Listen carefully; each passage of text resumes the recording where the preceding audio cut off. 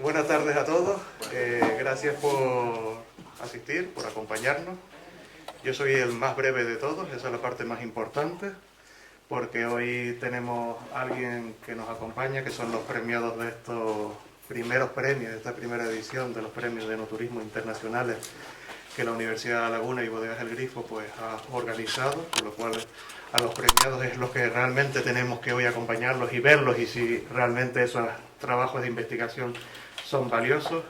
Me acompaña Juan Jesús Martín, que es el gerente de Bodegas El Grifo, y bueno, Juan Jesús creo que le toca una parte de hablar, que le gusta mucho, igual que a mí, entonces lo compartimos, pero sí que estamos entre amigos, que es lo más importante, y vamos a pasar un ratito bien organizado. Es para nosotros un inmenso honor. Yo me preparé unas palabras y todo para que vea cómo me lo voy a tomar, ¿eh? Igual. Voy a recortar porque tenía 20 minutos. Digo, coño, si los que van a dar los trabajos tienen 20 minutos, digo... No, pero es verdad. Es para nosotros es un inmenso honor abrir las puertas de esta casa, ¿no? De esta casa familiar, que es el rincón histórico y ha sido testigo durante siglos de la viticultura de Lanzarote.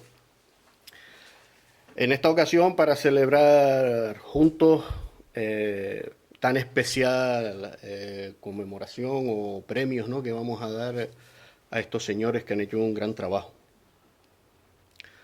Hoy nos encontramos en este emblemático patio, rodeados, como digo, por siglos de historia. No podía, yo creo, que haber un lugar mejor para la entrega de estos premios de innovación y enoturismo. Agradecer también y felicitar a los galardonados por el esfuerzo y el trabajo. Sé que detrás de cada trabajo hay muchas horas de esfuerzo, hay muchas horas de investigación, seguramente momentos de mucha frustración, ¿no?, delante de un teclado, me los imagino, delante de un ordenador. Pero bueno, en este patio centenario y rodeado de viñas y barricas, yo creo que es el momento de recoger el futuro de ese trabajo, ¿no?, de ese gran trabajo que habéis hecho. No quiero extenderme más porque no quiero ser más largo que Gabriel. Y nada, quiero darle las gracias a todos por venir. Vamos a ver los trabajos. Y nada, saben que esta es su casa. Muchas gracias.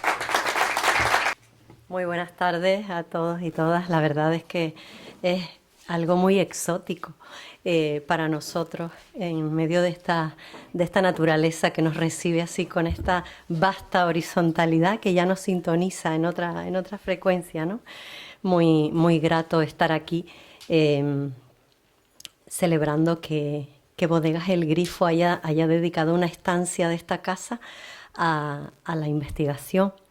Desde la Universidad de La Laguna pues sentimos gratitud por la confianza que han depositado en nosotros, y la verdad es que me complace mucho la función que tengo aquí esta tarde, que es dar algunas pinceladas del apabullante currículum de nuestro conferenciante invitado, ¿no? Querido vicerrector de la Universidad de Cuyo, Mendoza, Argentina, don Gabriel Alejandro Fidel, vicerrector de la Universidad de Cuyo, como digo, director del Centro de Estudios de Relaciones Internacionales y de Integración, director académico del Centro de Estudios de Turismo y Desarrollo Sostenible. En cuanto a su formación, pues una vez que se graduó en Administración Pública y Ciencias Políticas por la Universidad Nacional de Cuyo, realizó estudios en Desarrollo Económico y Política Industrial y Tecnológica en el Instituto Latinoamericano de Planificación Económica y Social, Chile, si no me equivoco. Además, Master of Public Affairs en la Universidad de Texas, en Austin, México, Estados Unidos, y se especializó allí en política económica. Me gusta resaltar de sus publicaciones una obra por la que resultó premiado, además, titulada Turismo del Vino, la experiencia argentina, editado por la editorial de su universidad, con la que obtiene el segundo premio en el concurso mundial Gourmand Awards en el año 2017. La obra es de 2016. En el ámbito del enoturismo, es consultor y expositor permanente en Argentina y también en diversos países del extranjero, así que tiene actividad internacional en ese ámbito también, y es miembro fundador de la Organización Mundial de Enoturismo, director además de la GWTO Academy para América Latina, y aborda en general en su actividad temas vinculados al desarrollo económico, la vitivinicultura, la economía internacional y cadenas globales de valor. Ha sido miembro de diversas asociaciones empresariales y directorios de distintas entidades.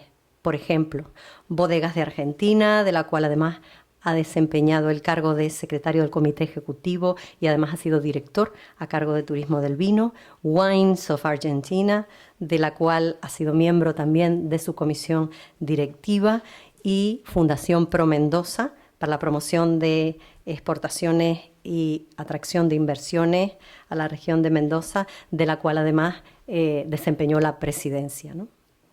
Ha sido consultor y asesor de empresas y organismos públicos diversos, también de naturaleza nacional e internacional, centrado principalmente en temas que tienen que ver con la economía, el desarrollo económico en el sector productivo y negocio del vino y el enoturismo concretamente, ¿no?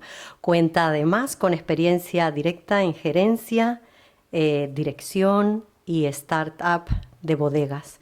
Fue director de O. Fournier, Titarelli y, a ver si lo digo bien, Piatelli Vineyards, y asesor de The Vines of Mendoza. Ha sido además miembro del directorio de YPF SA y de Transener SA, y en el sector público además ha desempeñado diversos cargos, de los cuales voy a citar: parlamentario del Mercosur, por la provincia de Mendoza. Ha sido presidente de la Comisión de Asuntos Económicos, Comerciales y Financieros y Monetarios. Además ha sido ministro de Gobierno, ministro de Economía y secretario de Turismo del Gobierno de la provincia de Mendoza, Dirección de Medio Ambiente y Servicios Públicos de la Municipalidad de Mendoza. Ha sido consultor también, ha hecho consultoría para la Consejería Agrícola en la Embajada Argentina en los Estados Unidos, del Banco Interamericano de Desarrollo, del Consejo Federal de Inversiones de Gobiernos Provinciales, de la Organización Mundial del Turismo, de gobiernos locales en varios países de la región, y además de inversores tanto locales como extranjeros. Fue también, por último, presidente de la Agencia Mendocina de Innovación, Ciencia y Tecnología, y con estas pinceladas termino la síntesis, porque si no voy a tomar más tiempo que el propio ponente impartiendo la conferencia. Así que, señores, señoras, con ustedes, Gabriel Alejandro Fidel, nuestro vicerrector de la Universidad de Cuyo, a cargo de la conferencia invitada. Pero siempre cuando les doy charlas a los más jóvenes, les digo que en el currículum uno pone eso a la vez distinto que en el fútbol. En el fútbol, en la tabla de posiciones salen los partidos que se ganaron y los que se perdieron. En el fútbol no, en el currículum no salen los que se perdieron, salen solamente los éxitos. Entonces a los chicos digo, los fracasos uno no los pone, o no los fracasos, pero los momentos, por ejemplo, los trabajos que no te dieron, las candidaturas que no ganaste, las cosechas que te salieron mal. Los vinos, por ejemplo, uno en la bodega cuenta los vinos que te salieron bien, jamás los que salieron mal.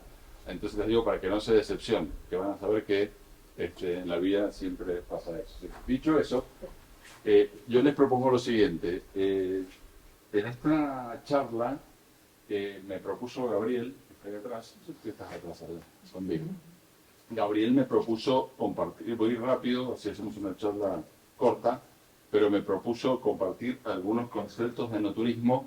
Yo les diría que después de estar en esta bodega no debería hablar, porque esta bodega es la síntesis de lo que yo hablo siempre, que es la identidad, que es el patrimonio, que es el respeto del legado, y acá está todo. Ahora, así que ahí están los vinos para que los probemos, está todo. Así que bueno, con cariño con el que he recibido aquí en estos días en las Islas Canarias. Agradecerles mucho la hospitalidad de estar aquí en esta bodega y compartir con ustedes algunas ideas rápidamente. ¿Qué es lo bueno que tiene el enoturismo?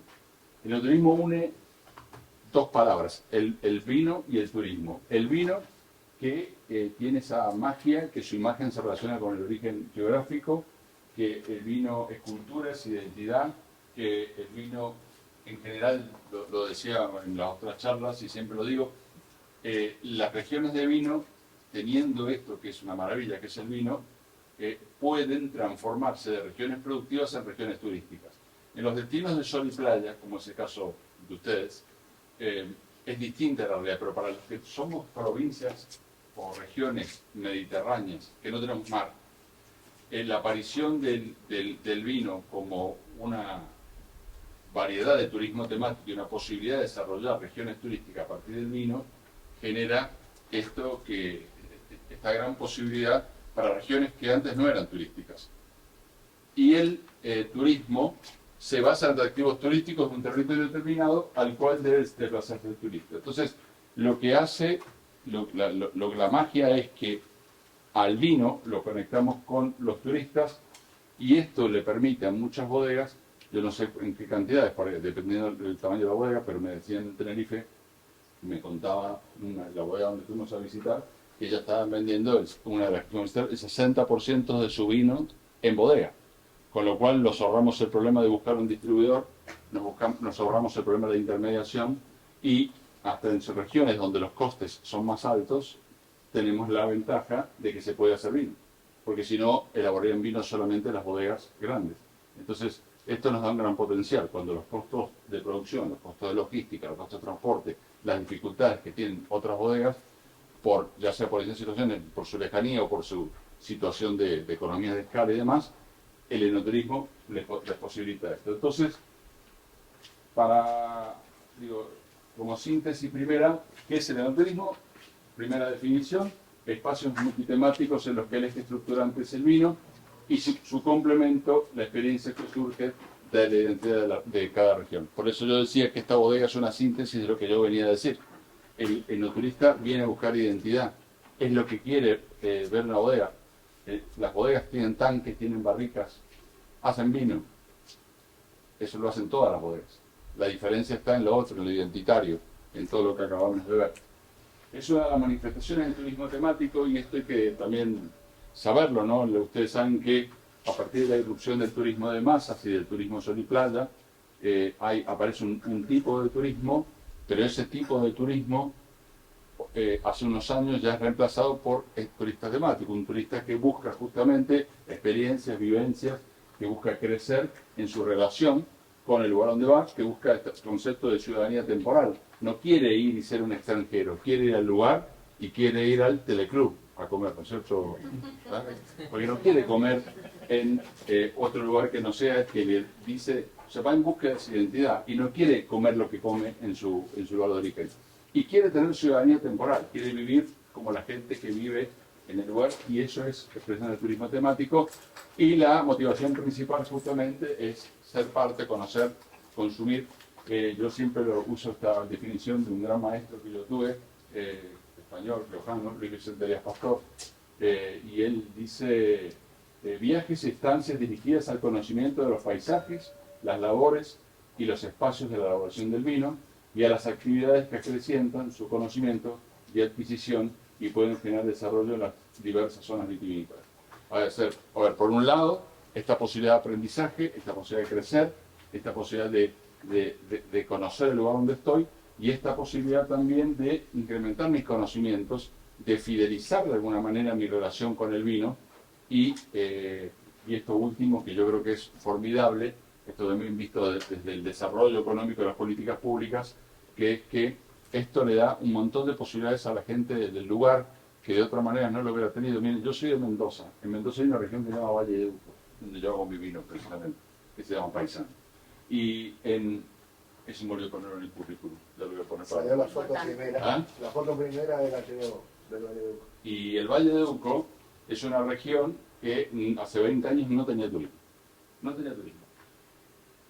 Cuando yo fui secretario de turismo hace 25 años, los pocos lugares que tenía eran de enclave. A la gente la llevaban de la ciudad de Mendoza por el día, 100 kilómetros, trabajaban, volvían, o le ponían lugares para dormir. Bueno, así empezó. No había, los guías en inglés los traían de la ciudad de Mendoza. Bueno, y así todo. Los chefs venían de la ciudad de Mendoza. Hoy, ¿saben qué? Hoy el Valledupco tiene. Ustedes van a cualquier lugar de Valledupco, toda la gente que los atienden son del Valledupco. Son chicos que gracias a la formación que adquirieron al turismo del vino, hablan idiomas, hablan perfecto inglés, hablan a veces portugués, hablan alemán, también hablan español, no, eso por supuesto. Pero digo, los chefs son de la zona, son formados ahí. Entonces, el Valle de Uco hoy es otra cosa, no es lo que fue gracias al enoturismo. Entonces, esta es otra de las riquezas que tiene el enoturismo, ¿no? Entonces, les decía yo que es turismo temático, igual que es el turismo rural, el turismo cultural, el ecoturismo, el turismo religioso, el turismo salud. Ahí vamos a poner al enoturismo. Y algo que siempre a mí me gusta recordar, que creamos productos enoturísticos desde la singularidad del territorio. Los productos que crea y no voy a decir solo una bodega, porque los productos no solo salen de la bodega. Alguien puede tener un viñedo y generar productos del viñedo, o una posada y crear productos. O sea, aquel que tiene un restaurante típico en el lugar es parte del turismo. Esto no es turismo de bodegas, esto es turismo de identidad de la región. Y los productos los hacemos pensados desde mi oferta. ¿Cómo pienso mi oferta? Mi oferta es parte de los recursos turísticos que tengo. Esos recursos turísticos pueden ser dados o creados, pueden ser naturales o culturales. Yo puedo tener una geografía particular del lugar. Por ejemplo, esta región, la geografía particular de Lanzarote. ¿Dónde voy a ver una región de vino con este particular suelo, con este particular paisaje? Entonces, ese recurso no es necesariamente un producto, porque yo puedo andar por una carretera y a los dos costados ver esto y no ver nada. Sin embargo, cuando yo veo a ese paisaje natural, lo transformo también en un paisaje cultural, ahí hay una sincronía, es una unión que yo logro, del cual puedo transformar también un producto. Entonces, lo que digo es, esos productos tienen que contener experiencia y tienen que tener viabilidad. Y cuando decía, los recursos, un ejemplo sencillo sería, en Mendoza nosotros tenemos dos montes muy conocidos, el Cerro Aconcagua, 7.000 metros, y el volcán Tupungato.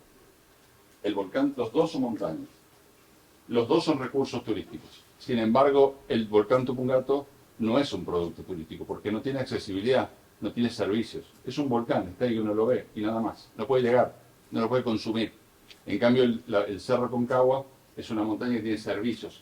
Hay guías, hay agencias de viaje que te dan, hay lugar donde hospedarse, hay servicios. Entonces, creamos productos de los recursos, esos recursos tienen que ver con nuestra identidad, y de ahí creamos los productos. Y es muy importante que cada región los base en eso.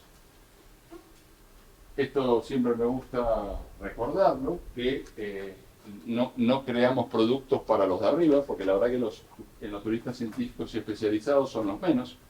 A veces ni siquiera compran vino, porque son gente especialista que viene y hay que regalarle la botella o darle a degustar, porque son personalidades del mundo del vino, y a veces ni siquiera compran. O sea, son los que menos dinero le ingresan a las bodegas. Los que más dinero le ingresan a las bodegas son los aficionados, en los clubes de enófilos, esa gente que ama y que está dispuesta a comprar y que es curioso y demás, y los ocasionales, que no saben nada de vino. Alguien que vino a un congreso médico, congreso de pediatría, y estaba en Tenerife, entonces se enteró en Tenerife, porque no sabía antes que en Tenerife había que podía haber una bodega, va a la bodega, y en el caso, esa gente con mucha curiosidad compra vino, porque esa gente está agradecida del momento que vive, y en algunos casos, bueno, ustedes viven en islas, que es más difícil, pero en el caso nuestro, el 70% de los turistas que recibimos son argentinos, y que llegan en auto, muchos de ellos, son los que más compran vino en la bodega. Entonces, a veces digo también recordar que esta franja es muy importante porque es la base de la pirámide.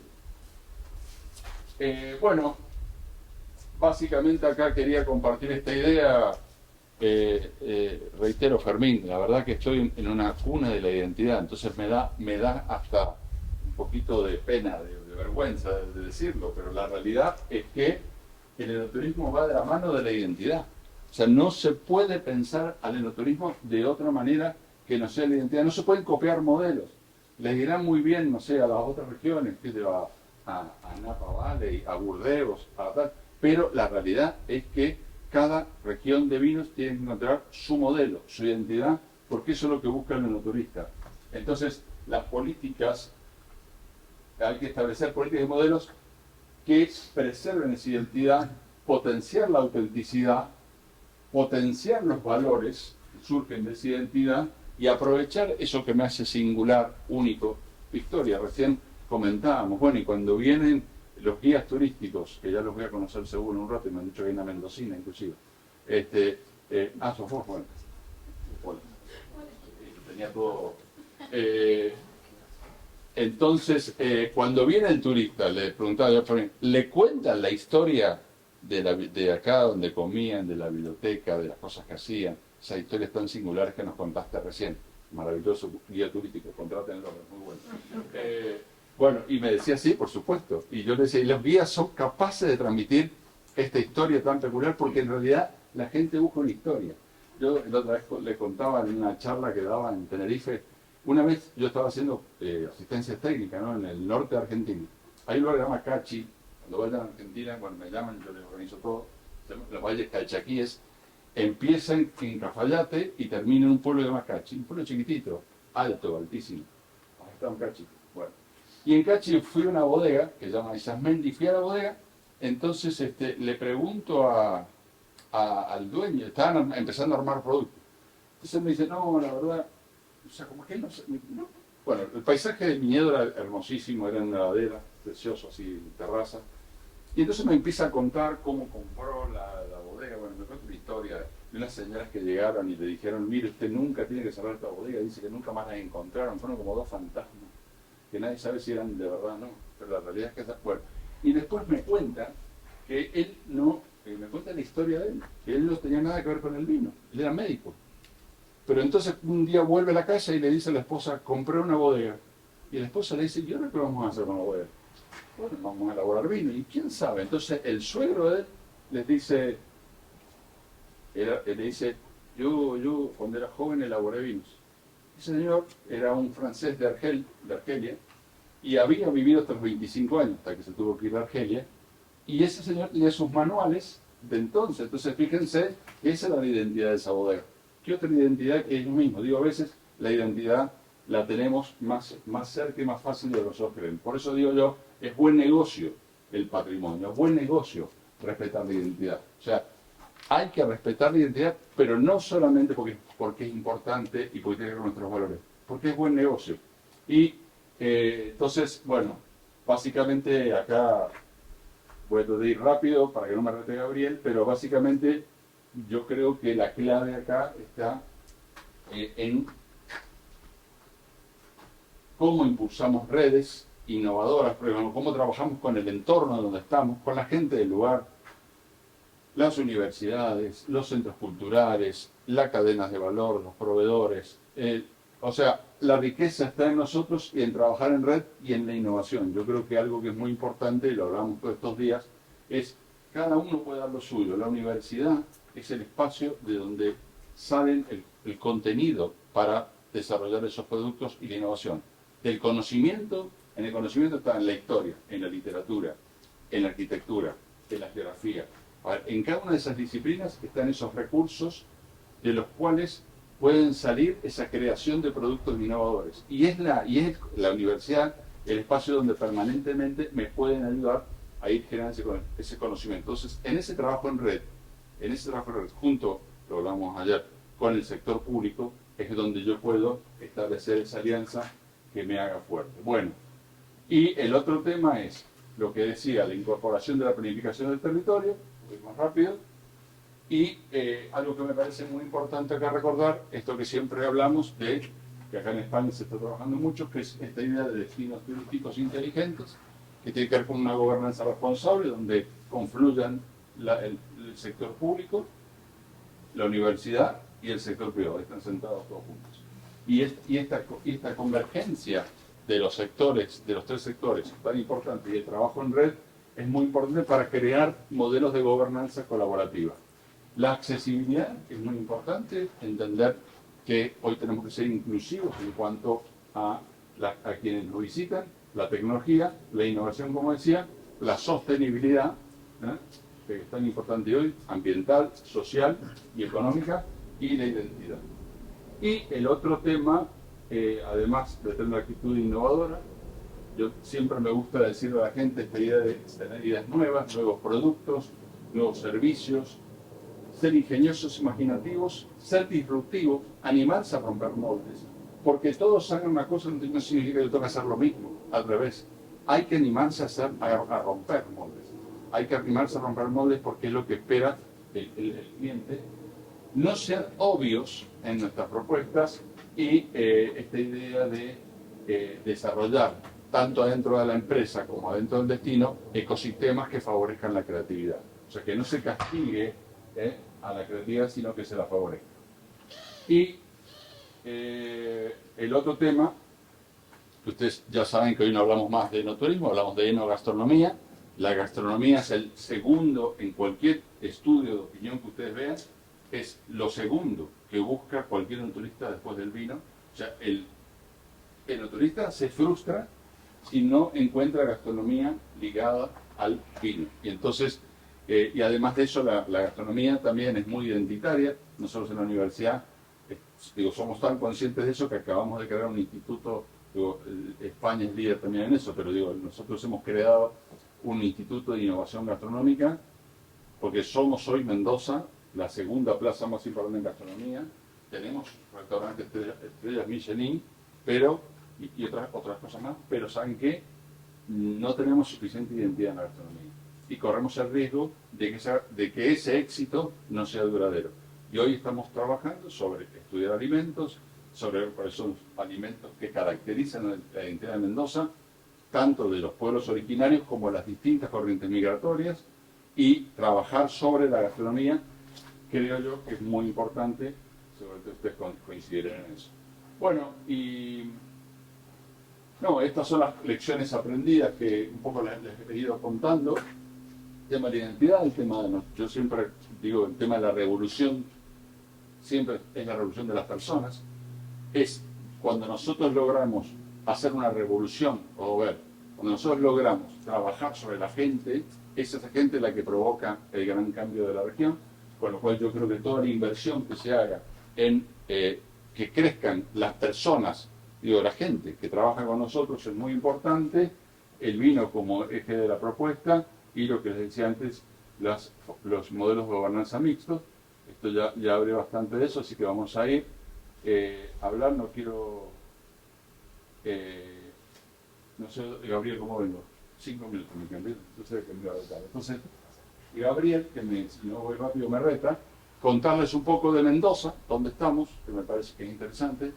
Nosotros en la actualidad somos un destino turístico importante, hemos logrado hacer un gran cambio, estamos muy felices por eso. Tenemos todo tipo de propuestas, desde las bodegas que ofrecen propuestas básicas, las clásicas, hasta algunas otras que ofrecen experiencias innovadoras, tenemos muy buenos hospedajes. O sea, el destino es un destino turístico hoy que si no han ido vale la pena verlo porque ha hecho un gran cambio. Pero ¿cómo empezamos? Bueno, hace no mucho, a fines de los 90 empezó a desarrollarse. Nosotros vendíamos hasta los 90 el tradicional tour de bodegas. En Mendoza teníamos una estancia promedio de 1 día y medio. Hoy tenemos estancias que, dependiendo del tipo de turista, van entre 4 y 7 días, porque ha cambiado mucho el tipo de destino. En 1998 nació este producto Caminos del Vino en la entidad de bodegueros, Centro de Bodegueros se llamaba, después se llamó Bodegas de Argentina, y empezó a trabajar. Y cuando yo llegué al gobierno como consejero de turismo, sería el equivalente, en el 99, hice esto que digo, ¿no? Me fui a buscar el sector privado y les dije, ustedes tienen una marca, ustedes son los que tienen las bodegas, pero ellos les costaba abrir, los bodegueros no querían abrirle al turismo, porque el turista era un ser molesto que te sacaba de tu negocio, que es el mismo. Entonces empezamos a trabajar juntos, empezamos a buscar, a hablarle a las bodegas. Nos pasaba que llegaba un turista de Buenos Aires y quería ver una bodega que era la marca que él tomaba en Buenos Aires. Esa bodega no abría el turismo, entonces empezamos a hablar con los dueños, empezamos a buscar a la gente que tenía posadas. Era uno a uno, ¿no? Decimos lo que nos gusta el fútbol, que los partidos se ganan con goles y los goles se hacen de a uno, ¿no? Entonces empezamos a ir viendo persona por persona y así arrancamos. Hicimos un plan de turismo que lo hicimos en cooperación con la Junta de Andalucía, con la provincia de Málaga. Nosotros le debemos mucho a la provincia de Málaga, porque de ahí salieron los expertos que en un esquema de cooperación nos ayudaron a trabajar en esto, y ahí hicimos un plan, pusimos el enoturismo a la cabeza, bueno, vimos cuál era nuestra posición competitiva, desde dónde podíamos lanzarnos, y empezamos a trabajar mucho también en el diálogo entre el sector vitivinícola y el turismo, que son dos sectores muy diferentes y que empezaron a verse como aliados, y apareció el primer Hotel 5 Estrellas. La devaluación del 2001, una devaluación muy fuerte, una crisis que tuvo Argentina, claramente fue mala, pero para nosotros fue importante porque nos permitió ser más competitivos con el tipo de cambio. Y además, en los años 90, que había habido un proceso de apertura muy grande, las bodegas en Argentina, apertura comercial, las bodegas se habían tecnificado. Bueno, y así siguió creciendo esto. En el 2000 empezamos a crecer cada vez más, en el 2005 empezó a haber cada vez más, estos años empezó a haber cada vez más inversión privada, y distintos planes que les muestro acá que hicimos, por ejemplo que después yo en la actividad privada me tocó dirigir, este plan de consolidación del enoturismo en Argentina, que tuvo, ahí ustedes ven el entramado complejo que tuvo este plan en etapas, en búsqueda en ese momento 7 provincias había que hacían vino, hoy hay 18 de 23 más la ciudad de Buenos Aires. O sea, hoy hay vino, prácticamente se elabora en todo el país, un fenómeno nuevo. Este fue el entramado de provincias e instituciones que participaron. Después, el entramado de instituciones, los componentes que tuvo. Después, otro plan. Un detalle importante, empezamos a ser parte de redes internacionales como la Credit Wine Capitals, ser capital iberoamericana de gastronomía y de vino, ser parte de organizaciones mundiales referidas al turismo. Esto que acabamos de crear ahora, que es la Red Latinoamericana del Vino, que es una red de universidades de regiones de vino para cooperar entre nosotros. Otro plan que se hizo, para que ustedes vean. Y para terminar, muy rápido les voy a poner, después igual esto lo pueden tener, datos del enoturismo. Hoy tenemos vino, como les decía, en 18 provincias. La mayor concentración de bodegas es en Mendoza, que es la provincia que tiene prácticamente el 70% de la producción y el 85% de la comercialización. Y esas son las cantidades de bodegas que tenemos abiertas al turismo, alrededor de 350, en el año 2023 375. Esto también es un fenómeno relativamente nuevo, que es... ¿Qué pasó? No sé qué dice. Al que tú avanzas para atrás, ¿Eh? al pequeño le das hacia atrás, el botón pequeño de abajo, retrocede. Pero no sé, lo maté. Lo asesiné. No sé si alguien me puede ayudar. Ha bebido demasiado. Es que el problema es que yo esta charla doy bebiendo. Y esta vez no me dieron de beber. Siempre me dan de beber después. Y yo, si lo bebo, no bebo antes, no sé de qué hablo.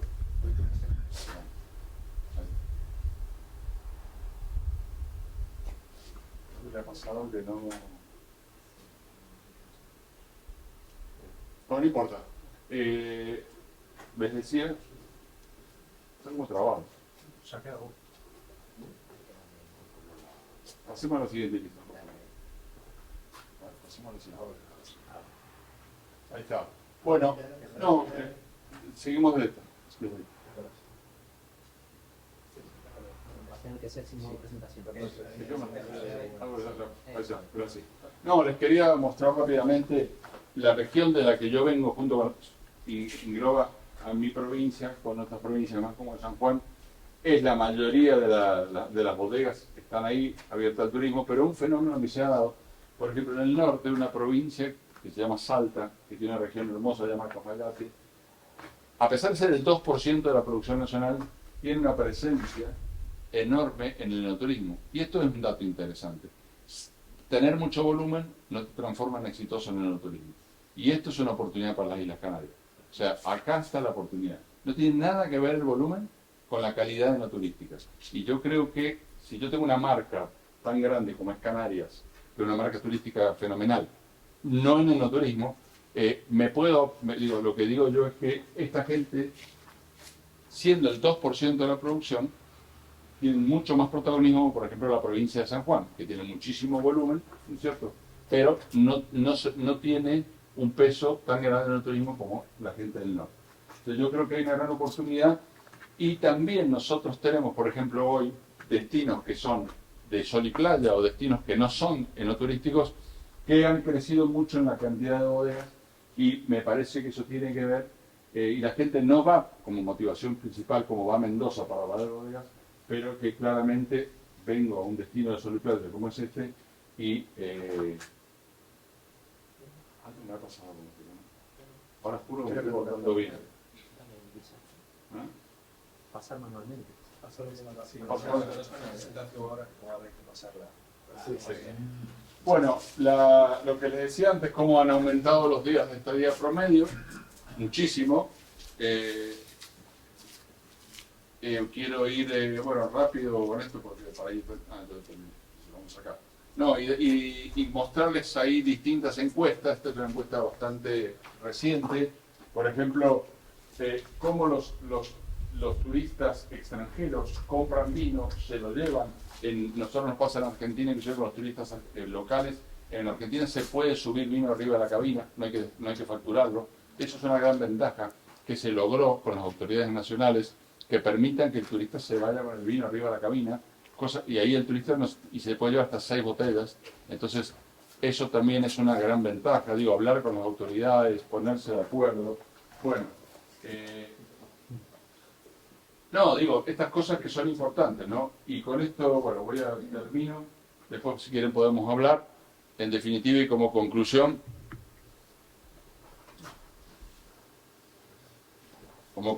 agradecerles y, de alguna manera, decirles como mensaje final, nosotros somos parte de un gran cambio global, de un fenómeno mundial, donde hemos puesto al vino en el centro de los grandes cambios en el turismo.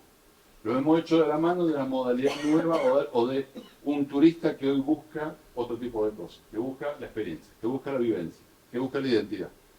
Y realmente si hay una experiencia o un producto que da eso, es el vino. Entonces, creo que estamos en lo justo. Yo ayer me reuní con un grupo del clúster que está auspiciando la universidad y un poco hablábamos eso, ¿no? Está en el espíritu colaborativo, está en trabajar en esto y yo creo que hay una gran oportunidad para Canarias.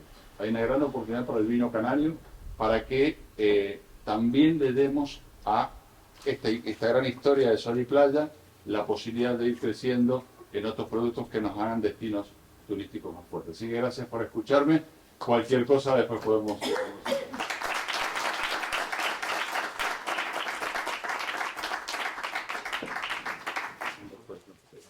Gracias, Tocayo. No, las coincidencias de la vida que hablamos de enoturismo y dos Gabrieles.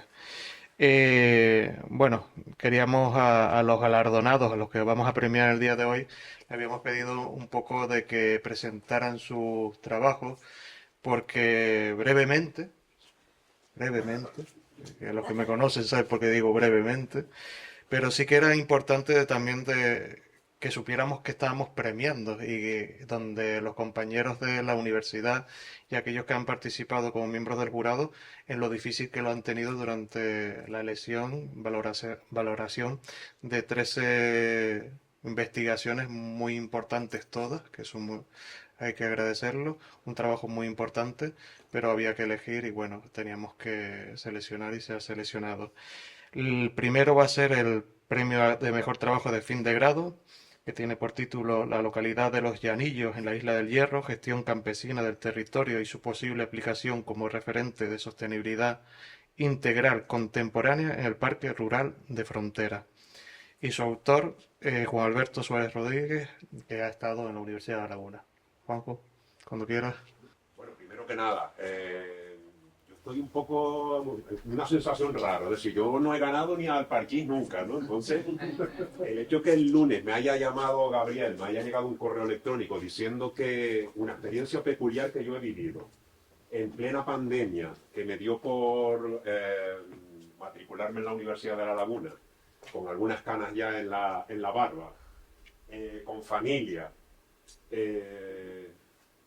siendo autónomo, la verdad que ha sido una experiencia muy, muy, muy, muy intensa, ¿no? A todos los niveles, se lo podrán imaginar, donde la falta de atención de algunas cosas me ha llenado por otras, y una de ellas ha sido la parte académica que nunca había tenido. He empezado la casa por el tejado de alguna manera en mi vida. Bueno, yo me matriculé en Geografía y Ordenación del Territorio, entonces mi trabajo de fin de grado, yo creo que no se está viendo el fondo, mi trabajo de fin de grado he intentado unir dos cosas, una parte romántica y una parte técnica, porque la parte técnica de alguna forma me la exigía las condiciones del trabajo de fin de grado, y la parte romántica porque yo hace mucho tiempo me enamoré, como a muchos nos ha ocurrido en la vida, me enamoré de una señora que procede de un lugar que cuando me llevó a él me enamoré mucho más aún, porque tenía una familia absolutamente maravillosa y vivían en un territorio que a mí me dejó casi sin palabras, porque seguía siendo el mismo territorio que les había dado vida a lo largo de muchos siglos de generaciones atrás. Y yo seguía y sigo intensamente conmovido cómo esta gente sigue amando el lugar que les dio vida y que ellos han ido construyendo paso a paso, año tras año, con esfuerzo, con migraciones, con vueltas al terruño y hablándote de ese territorio aún con tanto amor. Este sitio es un rincón que está en la Isla del Hierro. La señora de la que me enamoré es mi mujer, Nelly, que me ha acompañado este momento y que ha soportado toda esta experiencia tan intensa. La parte técnica, es decir, la parte romántica es que después de toda esta parte que les digo, de enamorarme de este lugar, las personas de este sitio, contarme tanto de estos paisajes, moverme por esos paisajes, intentar comprenderlos, de alguna forma yo quería reflejar los paisajes geográficos de este sitio, dejarlos escritos de alguna manera, porque creo que se lo merecen por su singularidad, como nos decía Gabriel hace unos minutos. Y después, por otro lado, buena parte de este territorio está dentro de una figura de protección. Todos conocemos la red de espacios naturales protegidos, una figura de protección que siempre, desde que salió esa ley de espacios naturales en los años 90, siempre consideré que era una oportunidad, que es única en España, esa figura de protección, que son los parques rurales. Si no me equivoco, Lanzarote no tiene parques rurales. Las otras islas, si no me equivoco, todas tienen parques rurales. Creo que La Palma tampoco lo tiene. Pero es una figura que nos da una oportunidad, al menos legal y teórica, de fijarnos en los paisajes culturales, en la conservación de los paisajes culturales, darles sentido y hacer todo lo posible para que las distintas actuaciones que se fuesen poniendo en marcha los pusieran en valor. Entonces yo he hecho un ejercicio de explicar geográficamente este territorio y hacer una evaluación crítica y una posible propuesta de cómo el parque rural ha incentivado o no la conservación de estos paisajes y cómo el parque rural podría incentivar estos paisajes. Entonces vamos a hacer un ejercicio, aunque sea con el dedo o con el dedo. Lo tenemos, ¿no? Y así, ¿no? ¿Con el dedo? Así. Con el dedo. Vamos a ver. Digital. Digital. Bueno, como todo trabajo académico, esto fue un ejercicio para mí nuevo de tratar de plantearme una hipótesis y intentar trabajarla a través de una serie de objetivos. La hipótesis, casi ya la he dicho, pero sobre todo es ese conocimiento que las personas a lo largo de generaciones aplicaron a un territorio para tratar de garantizar su supervivencia, está reflejado en una serie de paisajes en este territorio. Entonces, si siguen existiendo esas huellas en el territorio y nos acercamos a ellas, ahí hay un conocimiento, una especie de armazón, de caja, que si la abrimos está llena de unos documentos que nos pueden valer ese conocimiento para aplicarlo en la conservación de un territorio a través de una figura de protección que, como les dije, era el parque rural. Y ahí empecé a darle vuelta. ¿Cómo me acerqué a aquel lugar? Bueno, primero que nada he tenido que hacer un ejercicio de analizar, como buen geógrafo, todos los factores naturales, culturales del territorio, intentar identificar esas soluciones que la comunidad campesina fue practicando en este lugar, llevar todo eso a cartografía, analizar, como les dije, la posibilidad de generar modelos de gestión sostenible, pero vistos desde hoy, y me centré en hacer un caso, porque los TFG no te puedes pasar de X miles de nada. Bueno, la metodología, sobre todo, revisión bibliográfica, hice muchas entrevistas, fue maravilloso cuando te acercas a la gente del lugar, te sientas con ellos, con calma, compartes un té, un café, con señoras, con señores, y charlas y hablas de sus paisajes, de su día a día, y eso es una oportunidad fantástica, ¿no? También a técnicos especializados, sobre todo los técnicos que entrevisté eran personas con experiencia de haber trabajado en la figura de parques rurales. Teno, Anaga en Tenerife y el de Frontera en El Hierro. Y después ya datos en fuentes oficiales, bases de datos y variables demográficas y tal. Y una parte importante que destaco fue que mira que me caminé aquello, pero no para el TFG, sino lo llevamos caminando desde hace unos 20 años a aquel lugar. Bueno, esto es un resumen, simplemente para que se sitúen de... He querido hacer una descripción desde el emplazamiento. Nos vamos a hacer un pequeño viaje turístico por este lugar para también ponerlo en valor, ¿no? Donde se emplazan los llanillos, la peculiaridad que tiene la isla del Hierro, que es diferente al resto, ¿no? Es decir, todos sabemos, los que somos de aquí de Canarias, que es la isla más joven de Canarias, y por tanto eso marca todos sus paisajes porque evidentemente su suelo es muy, muy nuevo y ahí la gente ha intentado hacer distintas prácticas para sacarle partido. El clima, clave en aquel lugar para darnos unos paisajes u otros. Después me centré en describir algunos aspectos del paisaje vegetal, pasaremos por encima de ellos. Cuestiones del poblamiento, esto es clave para entender aquel lugar. Y después ya algunas cuestiones que se centran que nos dan pautas para entender los paisajes de allí de los llanillos. Y después este lugar en el contexto actual, moderno, de la conservación del patrimonio natural y cultural, y después algunos resultados y conclusiones que fueron a las que llegué el trabajo.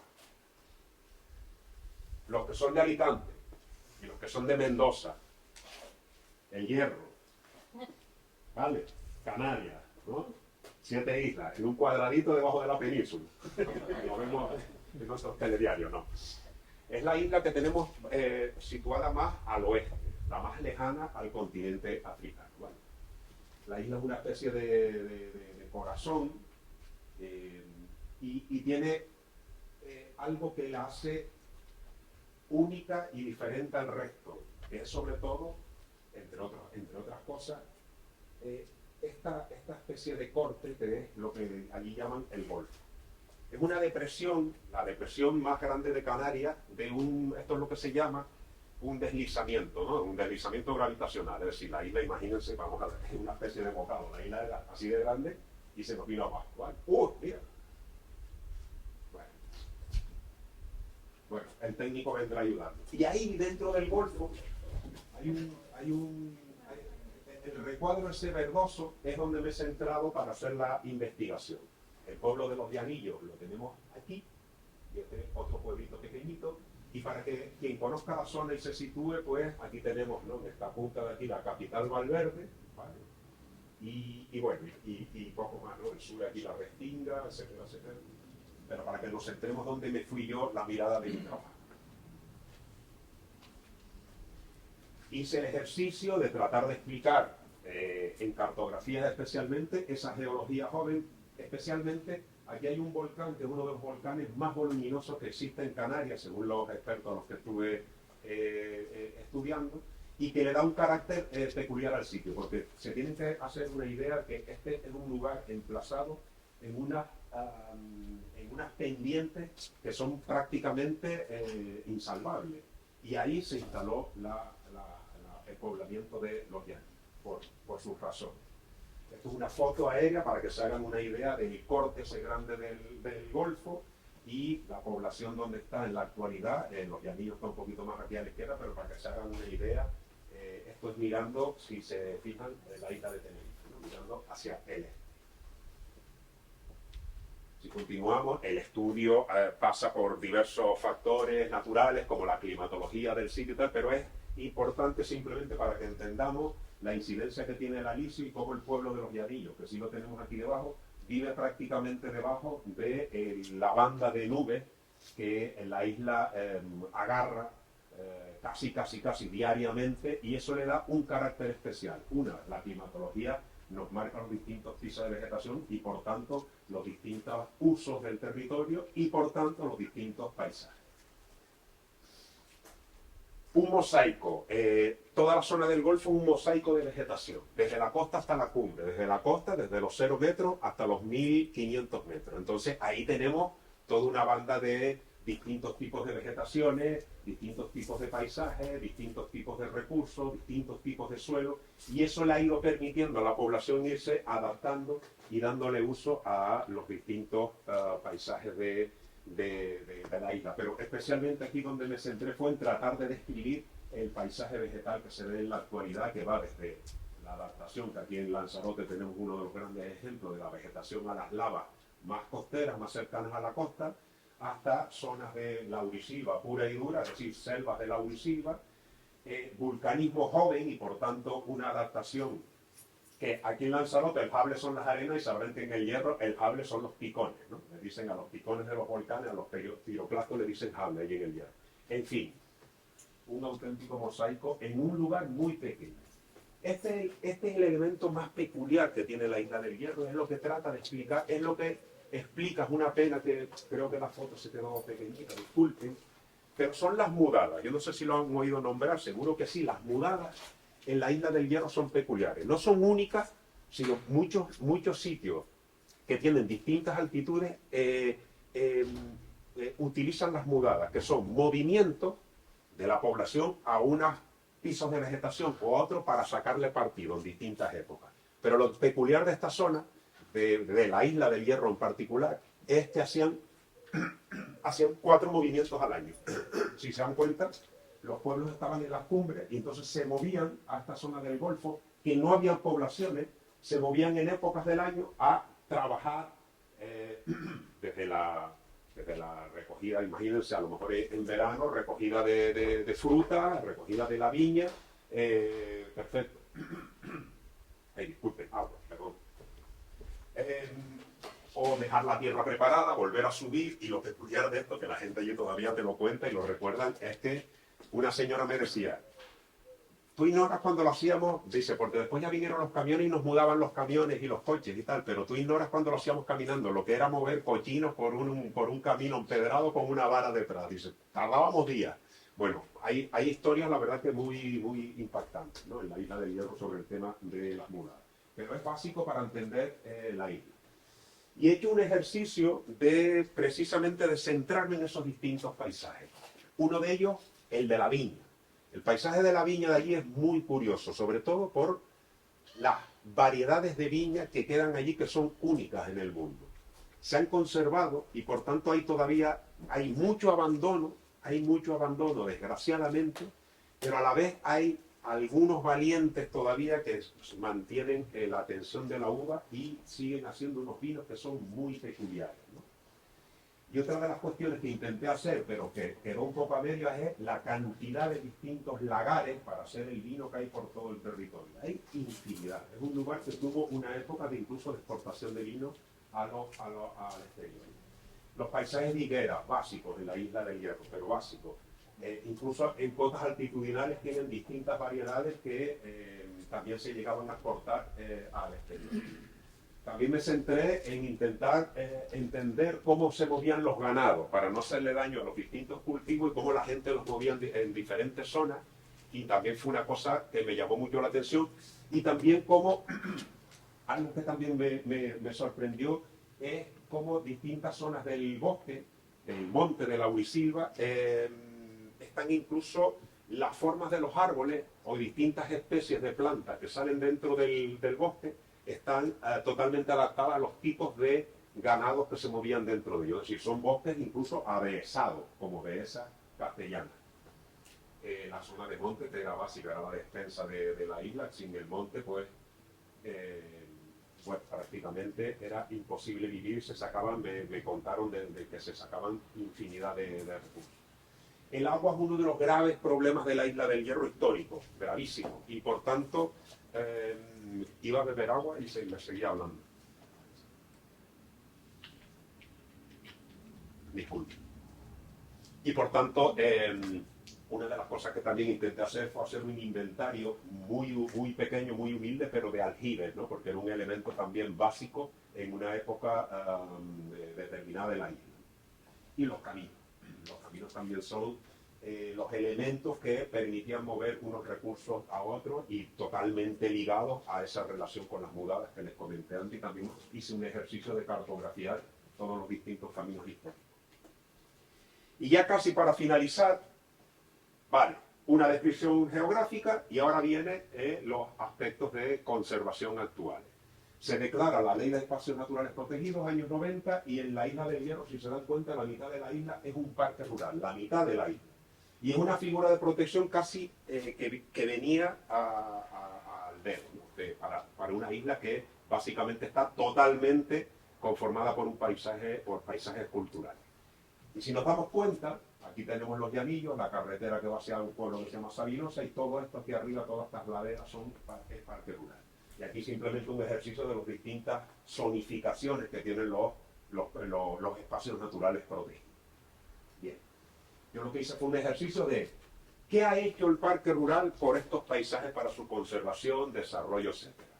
Entonces, lo que hice fue cogerme el documento oficial del Plan Rector de Uso y Gestión, lo conocerán, sabrán el término, y las actuaciones que se proponen para conservar eso, lo que hice fue simplemente hacer una relación y analizarlo.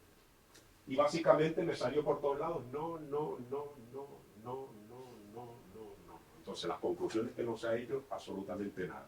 ¿Vale? Entonces simplemente el análisis es más grande, pero desgraciadamente un documento aprobado en el año 2006 y desgraciadamente se ha hecho prácticamente, al menos en estos paisajes se puede decir nada. Bueno, prácticamente esto es lo que he estado diciendo, no me voy a repetir para seguir avanzando, pero es un poco ese ejercicio de ver en qué medida este instrumento pudo haber sido una verdadera herramienta de conservación y aquí lo que yo hice fue un intento humilde, pequeño, para tratar de, utilizando lo mismo que nos pone el parque rural, aplicándolo a un posible plan de actuación para salvaguardar los paisajes ligados, en este caso, a las higueras, porque allí son absolutamente importantes. Entonces salieron una serie de actuaciones, etcétera, de conservación del patrimonio, conservación de las variedades, formación de personas, mejora de accesibilidades, de caminos, etcétera, etcétera, para que ese paisaje no se pierda. Y las conclusiones, y ya termino, me llevó a concluir que ese lugar conserva huellas de paisajes culturales. Ya lo hemos dicho, que parte de este espacio está protegido como espacio natural protegido a través de una figura de conservación que lo que persigue y pone en sus objetivos precisamente el desarrollo sostenible de estos lugares.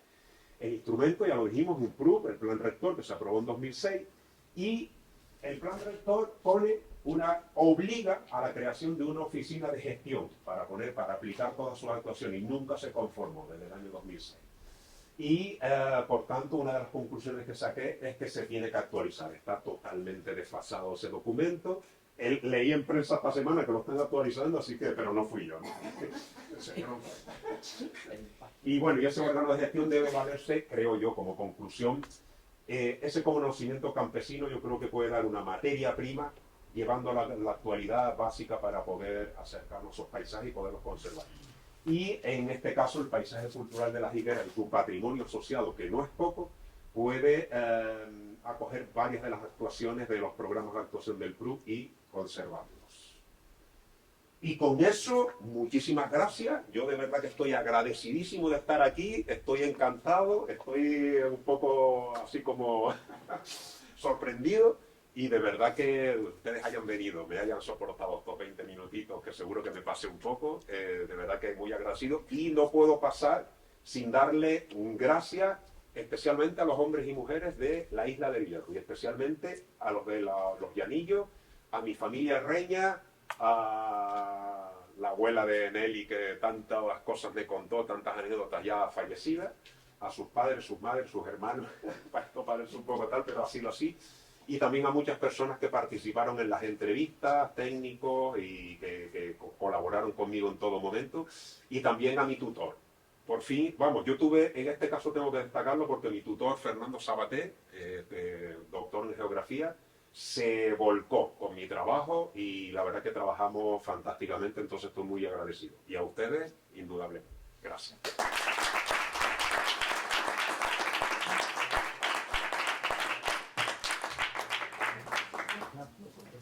Gracias, Juanjo, y felicidades por ese trabajo. Seguimos. Habían 3 categorías. La segunda categoría también al premio de mejor trabajo de fin de máster, con el título del trabajo que es Innovación en Turismo, un perfecto maridaje.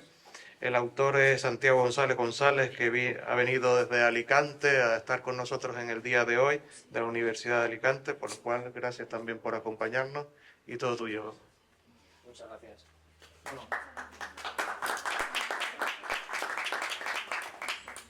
Ante todo quería darles las gracias a todos, a la Universidad de La Laguna, a el Grifo, la cátedra, muchas gracias a todos los asistentes y a la distancia también dar las gracias a mi familia y amigos, que al fin y al cabo son los que me aguantan día tras día, que aguantan este trabajo tan pesado. Voy a intentar... Bueno, como podrán comprobar, mi TFM se titula Innovación y Enoturismo, un proyecto maridaje. Pienso que, aunque estemos a kilómetros de distancia, son 2 características que nos unen bastante y nos hacen estar bastante más cerca de lo que pensamos. Quiero dar las gracias también a mis tutores, Javier Martínez Falcó y Eduardo Sánchez García.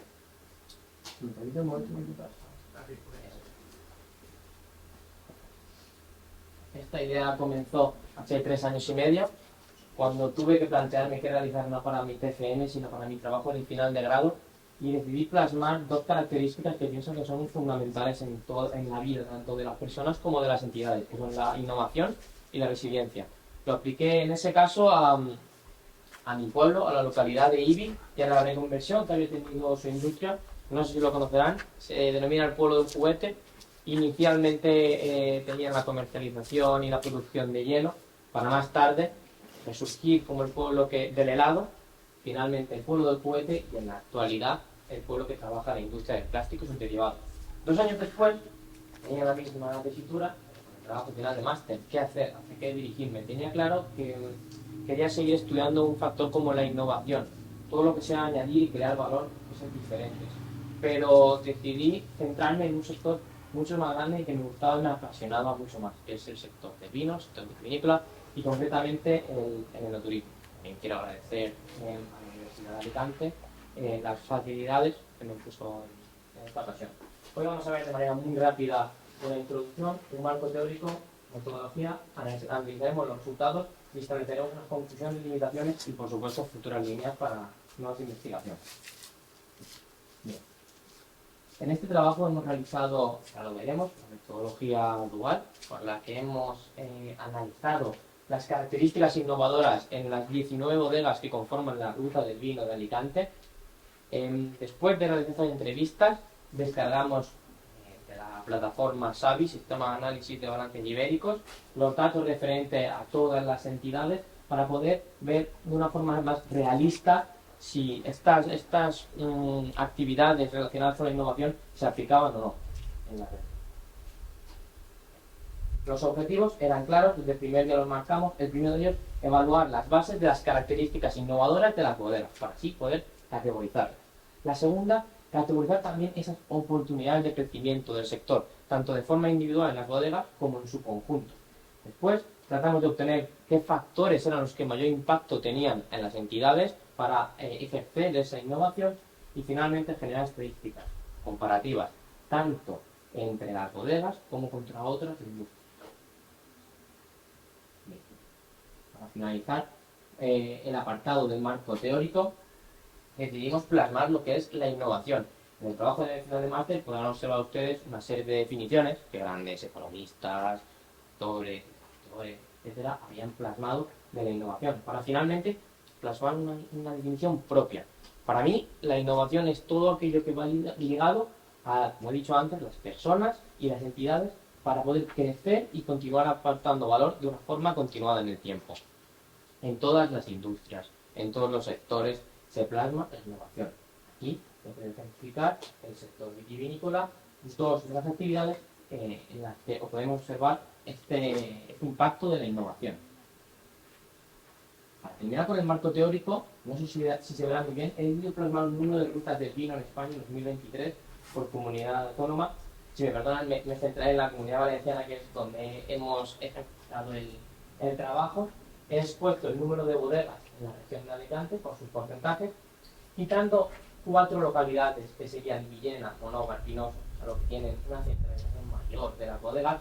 Podemos observar una dispersión bastante general de las bodegas en todo el territorio de la región de Alicante, lo que es muy significativo porque observamos diferentes historias, culturas, geografías, paisajes, etc. La metodología.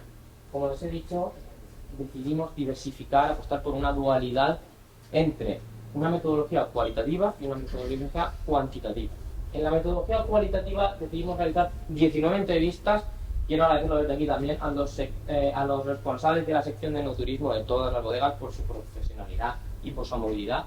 Fueron entrevistas realizadas de forma semiestructurada, con un cuerpo fijo, las mismas preguntas para todas las entidades, pero con una posibilidad de respuesta abierta para interactuar. Aún así, establecimos 14 características, 14 actividades, 14 tips que las entidades debían cumplir. Por cada una de ellas se cumplían, le ponderábamos medio punto, hasta un total de 7 puntos. Ahora vean un listado total con todas las puntuaciones. Bien. Pasando a la metodología cuantitativa, datos. Queríamos ver datos de forma directa. En el TCM se puede observar una explicación profunda de cada una de todas las gráficas. Por razones de tiempo y forma hemos decidido plasmar el mismo año todas las características. Después, de forma más distendida, como una copa de vino en la mano, si quieren seguir debatiéndolo, por mí, perfecto. Descargamos 3 características de la plataforma SAP. Ingresos de explotación, total de activo y porcentaje de endeudamiento de todas las bodegas que disponen de información pública, porque no es de obligación subirlo a esta plataforma.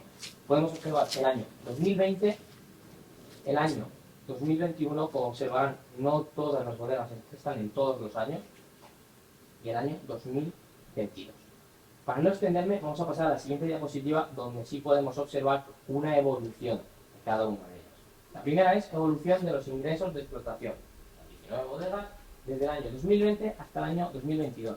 Observamos un ligero crecimiento en todas ellas hasta el año 2021, en el que quizás ya se empiezan a notar esos efectos secundarios de la pandemia del COVID. En la evolución total de activo de las bodegas sí que se nota una estabilidad y una diferencia desde inicio hasta fin. Esto se debe a factores externos como la financiación propia de las bodegas, la estructura previa. Finalmente observamos la evolución del porcentaje de endeudamiento. Aquí se observa una diferencia de estrategias.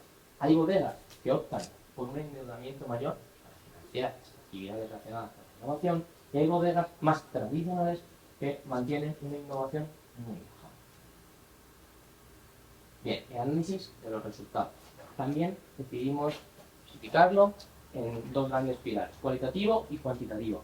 El cualitativo se regía en 4 grandes pilares. El tratamiento de la actividad no turística, es decir, fuimos preguntando a las bodegas para ellos qué era el enoturismo. Muchas de ellas nos lo describieron como un simple método para publicitarse, otras de ellas decían que era una gran actividad que tenía ingresos propios y que les mantenía y que querían apostar por ella. También hemos estudiado innovación en gestión, innovación social e innovación en comercialización. Como les he dicho, establecimos 14 características que las bodegas tenían que cumplir, y aquí ven el listado final de la numeración de 1 a 7 para ver cada una de las bodegas cuánto grado de innovación tiene. Es curioso que solo 7 de 19 bodegas superan el ecuador de esta función. No veremos más resultados, pero a priori esto resultaba curioso ante el punto de vista. Finalmente decidimos realizar también una muestra de la relación mediante regresiones entre el factor de innovación total del 1 al 7 y cada una de las 3 características seleccionadas: índice de explotación, total de activo y porcentaje de noveno. Como podrán ver, a primera vista la regresión no daba un significado realista, potente, verídico. Entonces, antes de descartarlo, decidimos demostrar que estas relaciones ejemplifican que la relación no se basa tan solo en la relación entre el factor de innovación total y una de las características, sino que más factores externos tienen una implicación muy grande, tal como hemos dicho antes: la financiación, la estructura, la geografía, la historia, la tradición, todo. Para terminar, y no extenderme mucho, quería mostrar mis conclusiones, limitaciones y las líneas de investigación. Hemos demostrado que, pese a ser un sector con una gran tradición e historia, está abocado a seguir creciendo y a seguir aportando valor a esta industria. También se ha demostrado que se pueden seguir diferentes vías para conseguir esta innovación y este crecimiento y desarrollo. Y para finalizar, quería darle las gracias a todos y esperar que este trabajo sirva de base para futuros proyectos e investigaciones en el sector vitivinícola, y concretamente en el enoturismo y toda la innovación que se pueda aplicar. Muchas gracias por su tiempo.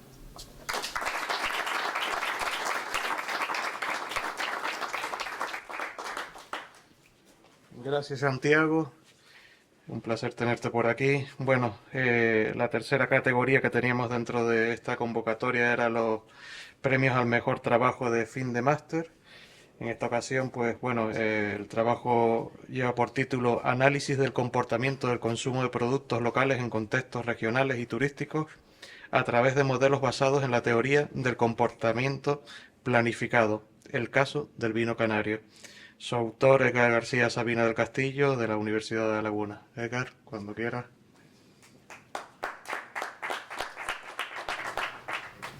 Bueno, buenas tardes a todos y a todas. Igual que el compañero, también emocionado por estar hoy aquí recibiendo este premio. Confieso que cuando me dijeron que tenía que explicar en 40 minutos el día que defendí la tesis los 4 años de trabajo, me costó mucho condensarlo, pero ya más fue tarea difícil cuando Gabriel el lunes me dijo: tienes 20 minutos para condensar y para explicar tu tesis. La tesis doctoral la defendí el pasado mes de enero. Tuve el orgullo de poder hacerla en la Universidad de La Laguna, universidad pública donde yo comencé mis estudios universitarios, y el placer inmenso de tener como directores de tesis a Ricardo Díaz y a Desiderio Gutiérrez, que quienes los conocen saben de lo que estoy hablando. Bueno, me imagino que todos y todas conocen a esta persona. Que no sepa quién es el chef José Andrés, y en la vida se me iba a pasar a mí que este señor me iba a hacer el prólogo de mi tesis doctoral. Y así fue, cosas de la vida. Bueno, este señor se mojó y contribuyó a ayudar cuando el volcán de La Palma pues nos fastidió a todos y bueno, pues hubo un contacto de por medio y bueno, pues súper agradecido de que la tesis cuente con su prólogo. Igual de agradecido y orgulloso estoy de que Fernando Clavijo y Norbert Quintero, presidente de Canarias y consejero de Agricultura, Ganadería, Pesca y Soberanía Alimentaria, pues también haya prologado la tesis doctoral.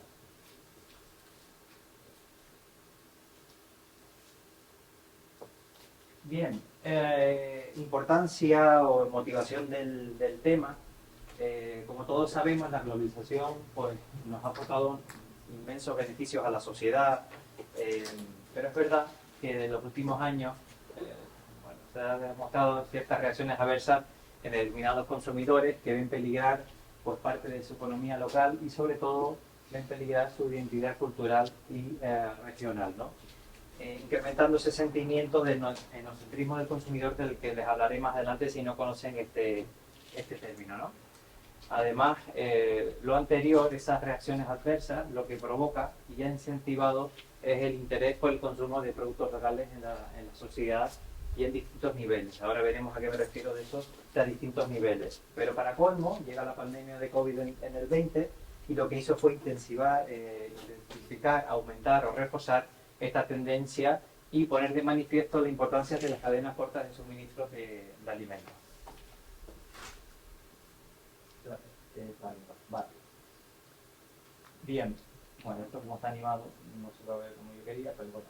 A nivel consumidor, se ha visto una mayor conciencia de los beneficios de los productos locales, desde un punto de vista económico, bueno, pues esa protección de la economía circular, la protección del empleo. A nivel ambiental, sabemos que la reducción del CO2 como consecuencia de no tener que trasladar alimentos o productos desde grandes distancias, pues contribuye al medio ambiente, o como incluso el no abandono del terreno, no solo mejora y fomenta la conservación paisajística, sino que contribuye de forma favorable a evitar o a detener la propagación de incendios, ¿no? E incluso también beneficios sociales y de salud. A nivel empresarial, todos somos testigos de cómo la gran distribución ha amplificado y ampliado e incluso ha identificado la presencia de productos locales en sus establecimientos. De hecho, les traigo un ejemplo, tanto de Lidl como Aldi, dos empresas netamente alemanas, en sus establecimientos en Canarias, pues han destacado el producto local, el producto canario, creando incluso sellos que lo distinguen y campañas que lo promocionan, ¿no? Y bueno, pues el 60% ya de la fruta y verdura de Lidl viene de productores locales, o incluso el 20% total de las tiendas de Aldi ya son de origen canario, ¿no?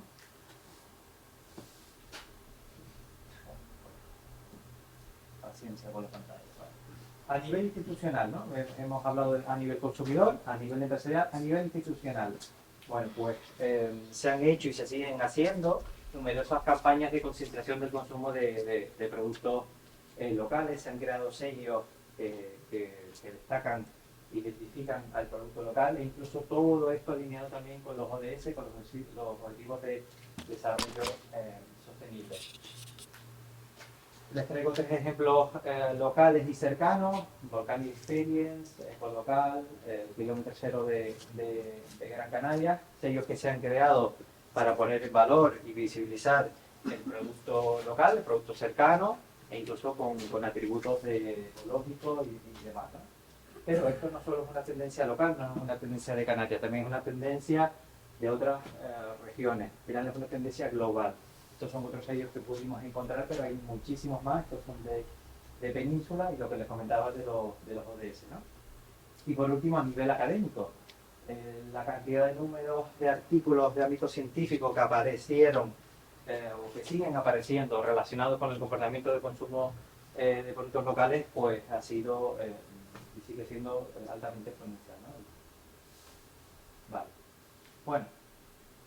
Esos artículos, cuando estábamos indagando el qué investigar y cómo investigar, había algo que se repetía mucho, que era el modelo teórico utilizado, que es el que tienen ustedes en pantalla. La teoría del comportamiento planificado de Axel nació en el 85 y a pesar de tener ya casi 40 años, a día de hoy sigue siendo uno de los modelos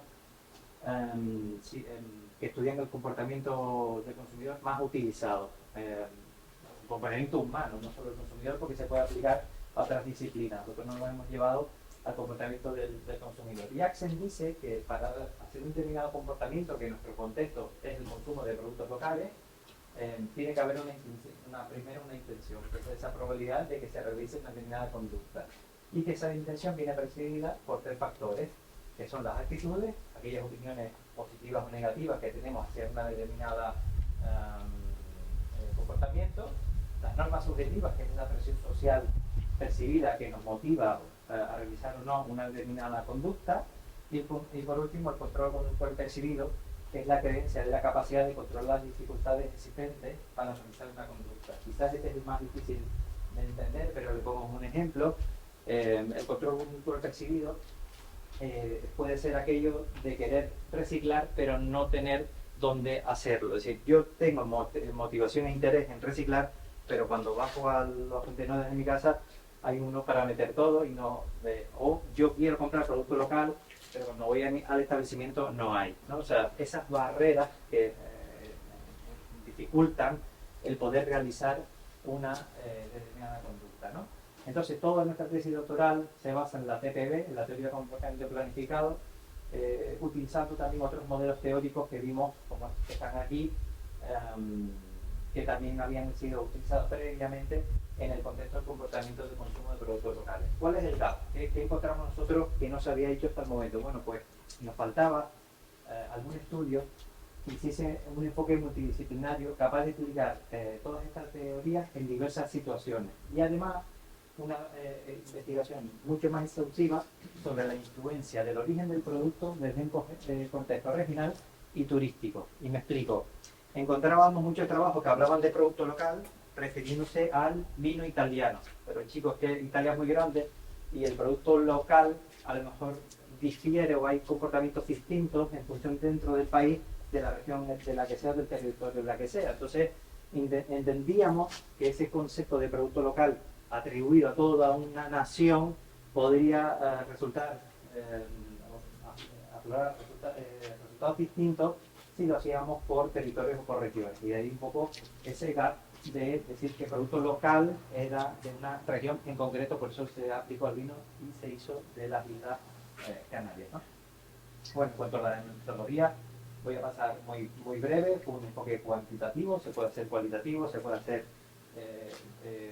muchas más cosas. Nosotros nos centramos en un cuantitativo para realizar esta tesis, y para ello tuvimos que hacer 3 encuestas estructuradas, tanto presenciales como autoadministradas con paneles de consumidores. ¿A quién? Pues a consumidores específicos de determinados productos. En primer lugar, y en el más grande, fue el consumidores de vino, porque la tesis se aplica en concreto al vino, pero también tiene otros ámbitos de estudio, como fue el tema del queso, y también preguntamos, evidentemente, a turistas, consumidores de vino que visitaban Canarias. La técnica que utilizamos, bueno, es el SSM, no sé si los compañeros a lo mejor la conocen, pero fue la técnica escogida para los 4 estudios, que ahora les hablaré, porque esta tesis tiene una estructura de tesis por compendio, pero bueno, al final son 4 artículos interrelacionados con esa temática del comportamiento del consumo de productos locales. El primer estudio lleva por título un modelo extendido de la teoría de comportamiento planificado para predecir la intención y el comportamiento del vino local. Este fue el primero que se publicó en la revista Food, es un Q1, el cuartil 1, no sé si conocen este término, pero es la forma en la que se mide la calidad de las publicaciones, o sea, la calidad de las revistas. Los 4 cuartiles, bueno, pues he tenido la fortuna de situar casi todo en el cuartil 1, entre el cuartil 1 y el cuartil 2, ¿no?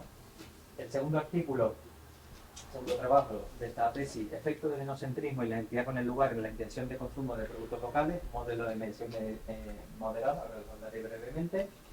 El tercero fue fruto de la aparición de la pandemia en la realización del de la tesis doctoral, con lo cual pues, estudiamos si habían existido cambios en los hábitos de consumo de productos locales debido a la situación de situaciones extremas, referidos al vino canario durante la pandemia de COVID. También fue publicado en el 23. Y en el último tengo una velita encendida, a ver si logramos ya publicarlo en la International Journal of Story and Research, que lleva un año en revisión. Pero bueno, son cosas que pasan. Y bueno, de ser así, pues tendríamos los 4 artículos ya publicados. Vale. Este es el primer artículo. Si recuerdan el modelo de la teoría de comportamiento planificado, una especie de triángulo que vimos antes, donde estaba el behavior, el comportamiento, la intención y los 3 factores, nosotros lo que hicimos aquí fue agregar 2 constructos más y la teoría de la identidad social, por lo cual esto es un modelo extendido de la TPB. Cada constructo se divide con una serie de ítems que tú en el cuestionario le preguntas a la persona encuestada que cumple con el criterio que tú has determinado. Nosotros, por ejemplo, para eran residentes en Canarias que consumiesen vino con frecuencia, y esa frecuencia la medimos a partir de una vez cada 15 días. Si era menos de eso, pues quedaba fuera del estudio, y si era eso o más, pues seguía. Etnocentrismo del consumidor que hablábamos antes, es esa percepción de que los productos de nuestra cultura, de nuestra región, son superiores. Pero es una percepción, no tiene por qué, pero el etnocentrista cree que lo son y los prefiere, provocando un rechazo hacia lo de fuera, ¿no? Entendíamos que en un contexto de estudio del comportamiento del consumo de vino local, esta variable, este constructo, era muy importante, ¿no? Y se añadió. Y por contrario, bueno, no tanto por el contrario, pero sí como antónimo, el cosmopolismo del consumidor, ¿no? El cosmopolita es aquella persona más abierta de mente, que demuestra una conexión más global que con una región específica, ¿no? Y añadimos, como decía, la teoría de la identidad social con 3 constructos.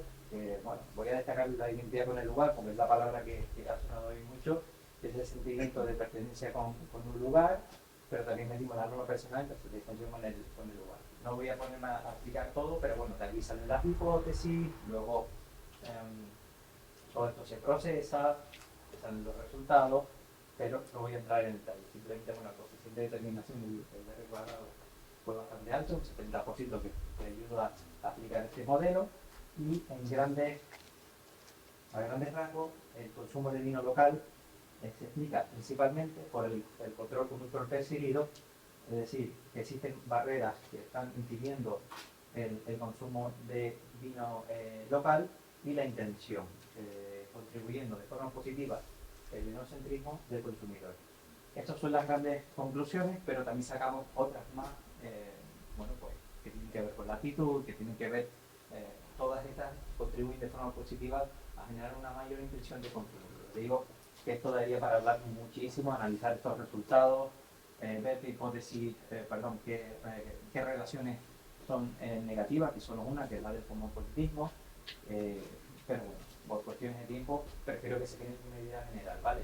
El segundo estudio es la mediación y la moderación. Los términos, bueno, pues no sé si son complejos, pero no son muy familiares probablemente para muchos de ustedes, pero lo que queríamos jugar era con, oye, aquí vamos a poner la intención de consumo de productos locales y vamos a ver si la actitud, que era una variable que en el primer artículo nos dio un resultado muy favorable, muy alto, tiene una capacidad de mediación entre las relaciones de etnocentrismo con intención y la relación entre identidad con la intención. Es decir, si esta variable media la relación entre esto y esto, y entre esto y esto, y además moderar si el tipo de producto local modifica estas relaciones, porque nosotros decíamos, oye, generalizar con el vino que todos los productos locales se comportan igual, pues a lo mejor es una premisa un poco atrevida, ¿no? Entonces, en este segundo artículo incorporamos a consumidores de queso. Entonces, efectivamente, la actitud media la relación, actúa de mediación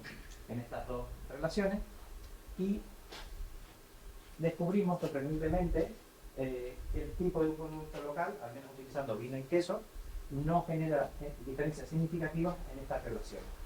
Da igual que sea queso que vino, que en teoría los resultados no difieren en exceso.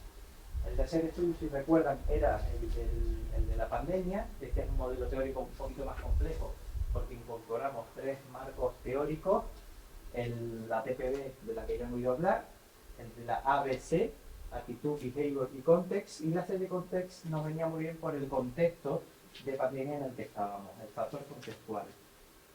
¿Cómo medimos el factor contextual? A través de un constructo que llamamos resiliencia del consumidor a las adversidades, ¿no? Que esa capacidad del consumidor de adaptarse y superar las adversidades, ¿no? Que tiene que ver mucho con la resiliencia, ¿no? Y por último, la teoría del marco de objetivos. Bueno, pues la suma de estos 3 modelos teóricos nos dio lugar a este modelo teórico propuesto, y con él salieron, igual que en el anterior, una serie de hipótesis que pudimos contrastar y demás. De forma general, existen cambios, se demuestra que existen cambios en el comportamiento de consumo de vino local en situaciones extremas, como la pandemia de COVID, y que destaca sobre todo la resiliencia del consumidor a las adversidades y nuevamente la actitud hacia el producto local como esos factores que más influyen en el impacto de la pandemia en el consumo de vino local. Cuarto estudio, el de los turistas. Nos fuimos a un modelo tradicional de la TPB, volvemos otra vez a encontrar esa especie de triángulo, e incorporamos dos constructos que vimos que estaban, bueno, que podían contribuir a explicar más el consumo de vino local en el contexto del turismo. Por un lado, el beneficio epistémico. Saben que cuando consumimos algo, pues tenemos beneficios, podemos tener beneficios emocionales, un beneficio básico de saciar una sed, de saciar un hambre, lo que sea, pero también tenemos el beneficio epistémico, que si no hemos oído hablar, es ese valor que se obtiene cuando se aprende algo nuevo o se experimenta algo interesante. Entonces, consideramos que este constructo en un ámbito turístico es interesante incorporar, y además el comportamiento turístico responsable relacionado con la sostenibilidad, que también ha salido hoy y es el término que digamos está de moda, ¿no? Que es la forma en la que los turistas actúan siendo conscientes del posible impacto positivo de sus decisiones, ¿no? Esto está muy relacionado con si consumo vino local, estoy contribuyendo a ayudar a la economía local del territorio que estoy visitando, a no contribuir con que se tenga que importar productos de fuera, etc. etc. Aquí también emana otro término, que es el locavorismo, ¿no? Que es una ideología de consumo en favor de los productos locales, que ya veremos si nos da pie a futuros estudios. En definitiva, en este cuarto estudio, que terminaba de completar la tesis doctoral, se demuestra que el beneficio epistémico y el comportamiento turístico responsable, esos dos constructos agregados adicionalmente a la TPB, afectan positivamente a la actitud hacia el vino local, las normas subjetivas y el control del comportamiento percibido. Es decir, que estas dos variables contribuyen de forma positiva a generar actitudes favorables, normas subjetivas y control percibido, que a su vez luego generarán mayor intención y un posible comportamiento de consumo de vino local, ¿no? Bueno, la parte de implicaciones prácticas siempre es donde la gente me presta como, ¿todo esto para qué? ¿No? Todo esto que has hecho y que dice y nos cuenta, ¿para qué sirve? Y es algo, una premisa que le comentaba yo a Ricardo y a Desiderio. Me gustaría que lo que hagamos sirva para algo y tenga cierta transferencia al sector, y si es posible al sector donde yo trabajo mejor, y si es al producto que más me apasiona como el vino, pues mejor. Entonces las implicaciones prácticas, bueno, nos atrevimos a esbozarlas de una forma más extensa en la tesis doctoral. Ahí tienen muchísimos ejemplos y clasificaciones y demás, pero lo que hemos hecho en esta parte es considerar esos factores clave, esas variables que hemos visto que inciden de forma positiva en la intención y en el comportamiento de consumo de productos locales, y la clasificamos en varios bloques. Solo les voy a comentar, creo que 3 o 4, el resto lo tienen en la tesis doctoral. Había un primer bloque que quisimos llamar de valorización del producto local, aportarle valor, y nos atrevíamos a usar pues, algunos ejemplos o algunas ideas del cómo contribuir a la valorización del producto local, ¿vale? ¿Por qué? Porque el etnocentrismo del consumidor afloró como una variable positiva, como esa identidad con el lugar afloró como una variable positiva, y la suma de todas las variables de esos resultados podrían dar lugar a que se puedan hacer una serie de acciones que contribuyan a ello. No quiere decir que haciendo esto se haga, ni quiere decir que solo se pueda hacer esto, pero son pistas, una especie de traducción entre el lenguaje científico a la vida real de qué se podría hacer para teniendo en cuenta los resultados encontrados, ¿no? También se hicieron un bloque de políticas públicas y promoción regional. Aquí me gusta señalar de implementar la política de primero el producto local en todas las instituciones públicas regionales, que bueno, me consta que en Canarias por suerte se está haciendo, pero hay ejemplos locos, muy locos, de brindar con un vino de fuera en un acto y tal, pero bueno, por suerte en Canarias, no sé en Alicante, pues se está cumpliendo, ¿no? Otro bloque de estrategias de marketing, porque estábamos pensando no solo en bodegas, no solo en viticultores, en comercializadores, sino también en especialistas en marketing, qué hacer con todo esto.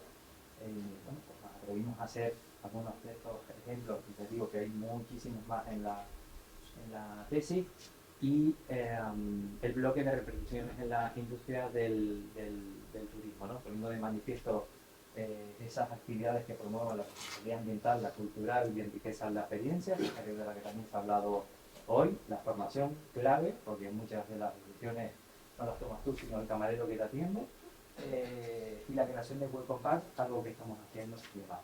Gabriel ya me mira, entonces, bueno, Gabriel, justo me la estoy acabando, porque me quedan las conclusiones, pero no las voy a leer todas, pero bueno, por estructura académica, quería terminar con ellas, las limitaciones no las voy a comentar, pero bueno, de conclusiones, la importancia del producto local, cómo impacta la economía y todo lo que hemos hablado ya de la protección del paisaje y demás, cómo hemos avanzado con este trabajo en la comprensión del comportamiento del consumidor, esos factores clave determinantes en la elección de productos locales, la importancia de la actitud hacia los productos locales, que se podría trabajar muy mucho en campañas de comunicación y demás para apoyarnos de la actitud, cómo la pandemia intensificó la preferencia y de comportamiento hacia el producto local, y el binomio producto local y turismo, tener en cuenta pues, estas dos variables, el estudio sistémico, el comportamiento turístico responsable, en cuenta en lo que podamos, en las estrategias que se puedan diseñar.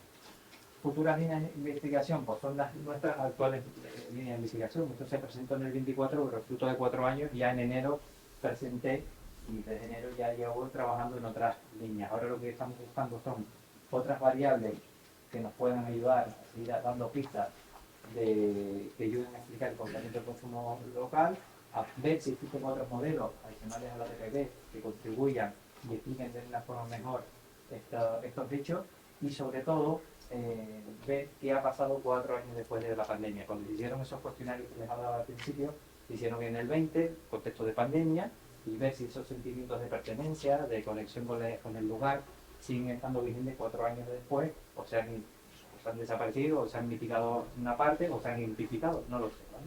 Era un poco la idea. Y me gusta terminar con una frase de Carlos Ríos, que es un nutricionista, no sé si lo conocen, fundador del movimiento Real Fooding, que dice: más mercado y menos supermercado, más real y menos procesado, más local y menos de otro lado. Así que nada, muchas gracias por escucharme.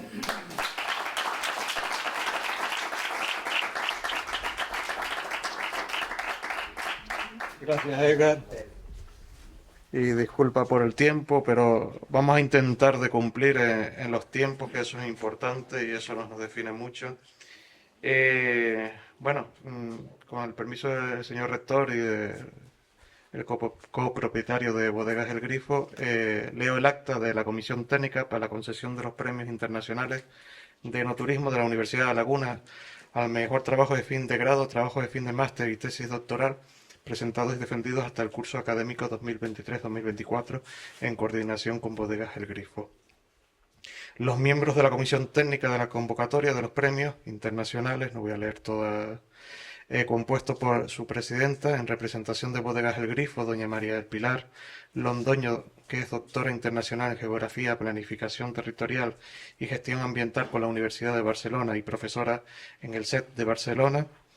el secretario en representación del Vicerrectorado de Cultura y Extensión Universitaria, don Carlos Fernández Hernández, profesor contratado doctor del área de Conocimiento de Economía Aplicada de la Universidad de La Laguna, es exdirector de la Cátedra de Agroturismo y Enoturismo de Canarias y compañero y amigo. El vocal y compañero, y disculpadlo que no pueda estar hoy con nosotros, pero temas familiares como es común pues con él, pues no podía estar hoy acompañándonos. Jesús de las Heras, que es el director de la Cátedra de Agroturismo y Enoturismo de Canarias, del Instituto Canario de Calidad Agroalimentaria y de la Universidad de La Laguna, y además es profesor ayudante doctor del área de conocimiento de nutrición, bromatología, adscrito al Departamento de Ingeniería Química y Tecnología Farmacéutica de la Universidad de La Laguna. De acuerdo con los criterios de valoración de los contenidos de las bases de los premios, la Comisión Técnica, tras analizar y valorar las investigaciones presentadas, destacan el altísimo nivel de todos los trabajos presentados en sus diversas modalidades, lo cual merece ser subrayado. Este elevado estándar ha hecho que la labor de la valoración sea un desafío arduo, pero gratificante. En ese sentido, decidieron proponer los siguientes premios. Para ello, Fermín, Francisco, por favor, nos acompaña. Trabajo de fin de grado a don Juan Alberto Suárez Rodríguez, el autor del trabajo que lleva por título La localidad de Los Llanillos en la isla del Hierro, gestión campesina del territorio y su posible aplicación como referente de sostenibilidad integral contemporánea en el Parque Rural de Frontera. Ojo.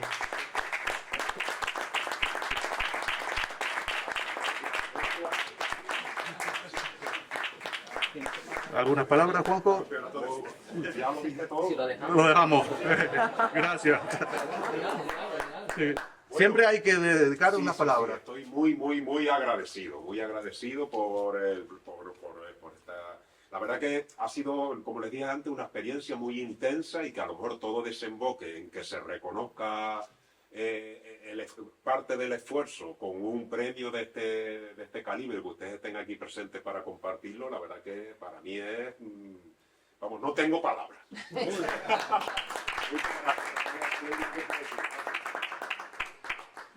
En la categoría de trabajo de fin de máster, a don Santiago González González, autor del trabajo que lleva por título Innovación y Enoturismo, un perfecto maridaje. Santiago.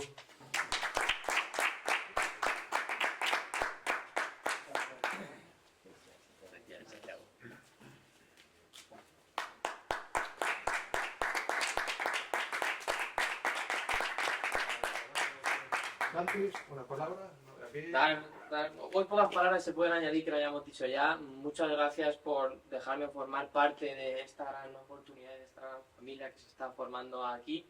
Y desde Alicante, pues, muchas gracias otra vez y estoy muy contento de formar parte de aquí, sobre todo a mi familia, que como he dicho antes son los que están ahí luchando conmigo día a día. Muchas gracias a todos.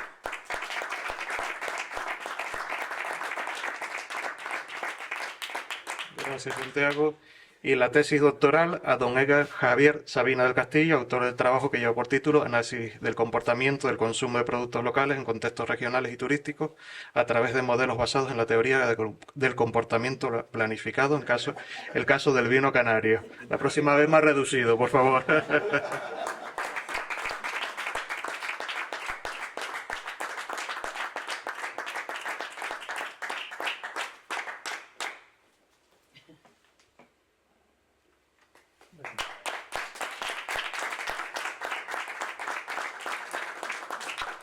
Bueno, pues muchísimas gracias a la Universidad de La Laguna, lo dije antes, la casa donde yo tuve el placer de comenzar mis estudios universitarios y soy fiel defensor de la Universidad y Enseñanza Pública. Muchísimas gracias a la cátedra, muchísimas gracias al ICA, al Instituto Canario de Calidad Alimentaria, por apoyarla. Muchísimas gracias a Bodegas El Grifo. ¿Quién me iba a decir a mí que en Bodegas El Grifo iba a recoger yo un premio de mi tesis doctoral? La verdad que estoy súper emocionado, y a mis compañeros y colegas invitarles a seguir investigando. Por parte de Santiago sé que lo va a hacer, pero aquí también te invito a que sigas. Santiago, seguro que en Alicante te van a poner una rotonda porque hace un mes estaba recogiendo otro premio, así que enhorabuena también, que no has parado este mes de recoger el premio, y ya por ello, lucha por la tesis. Es una travesía larga, pero es reconfortante. El día que te dicen que eres doctor, no lo vas a olvidar en la vida, y esa experiencia, si tienes la oportunidad, te invito a que a través. Gracias a todos. Fermín, no te vayas. Quédate por aquí, Fermín, copropietario. Muchísimas gracias a todos. La verdad es que se ha dicho, ya se ha dicho todo. En primer lugar, bueno, muchísimas felicidades a los premiados. La verdad que me he quedado impresionado por la profundidad de todos los trabajos y por el gran interés. La verdad es que, como siempre decíamos, bueno, muchísimas gracias, por supuesto, Luis Arráez, al rector de la Universidad de La Laguna, la vicerrectora, nuestro vicerrector mendocino, bienvenido. Y nada, decirles que para el Grifo es una satisfacción, porque nosotros realmente sí creemos en la colaboración público-privada y pensamos que además que todo lo que es la colaboración entre la empresa privada y la universidad nos enriquece a todos. Y al final hacemos un servicio a la comunidad, que es lo más importante. Muchísimas gracias a todos. Buenas tardes.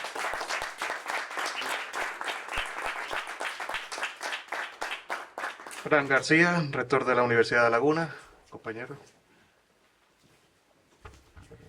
Bueno, muchas gracias. Voy a ser muy breve. La verdad que, en fin, es copropietario de las bodegas El Grifo, querido director del ICA, querida vicerrectora, vicerrector de la Universidad de Cuyo.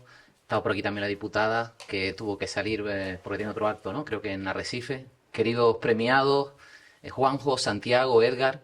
La verdad que yo, como rector de la Universidad de La Laguna, bueno, estoy disfrutando de lo lindo hoy, ¿no? La verdad que ha sido un día, ¿verdad, vicerrectora, de alegrías, ¿no?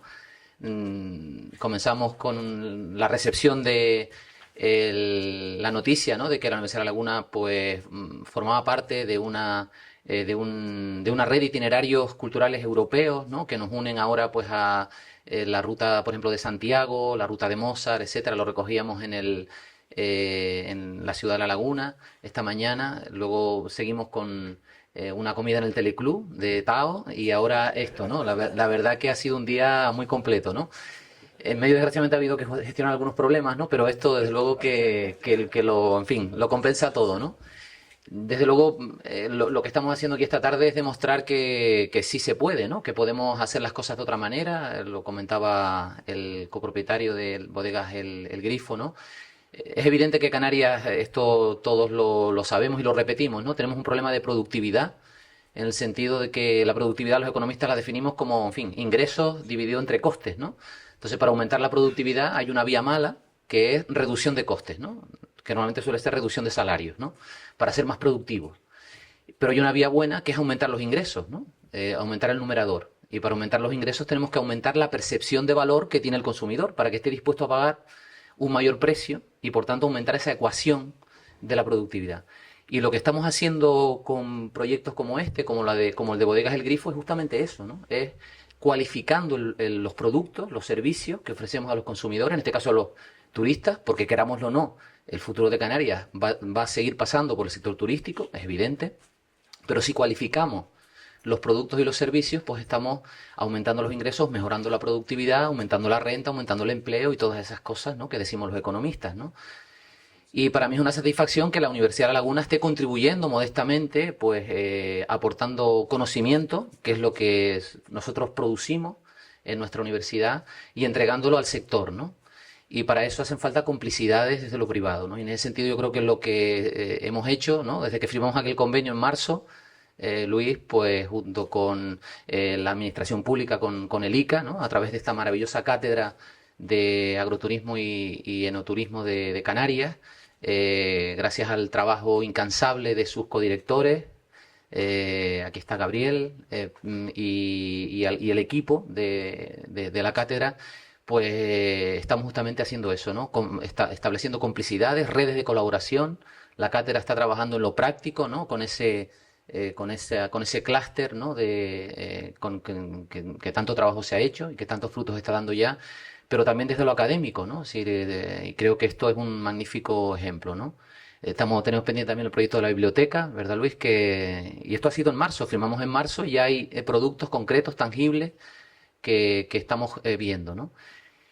Y bueno, esto me recuerda un libro al que suelo volver habitualmente, ¿no?, que es un libro de los años 60 de Schumacher, Lo pequeño es hermoso, que también estaba pensando ahora que conecta con esa famosa reflexión de Galeano, ¿no? esa reflexión de que mucha gente pequeña, en lugares pequeños, haciendo cosas pequeñas, pueden cambiar el mundo, ¿no? Y yo creo que eso es lo que estamos haciendo hoy aquí. Luis, gracias por esta pequeña cosa, pero que tiene un valor tan grande, y por seguir haciéndolo, ¿no? Ese es, al fin y al cabo, el futuro, porque tenemos que cambiar el mundo, ¿no? O sea, que no nos queda otra, ¿no? El mundo que tenemos, de luego, no es el que todos deseamos. Por eso, gracias a todos, a todas, y felicidades, Juanjo, Santiago, Edgar, y a seguir trabajando por la segunda edición de los premios, que esto ya, evidentemente, es imparable. Gracias a todos y a todas.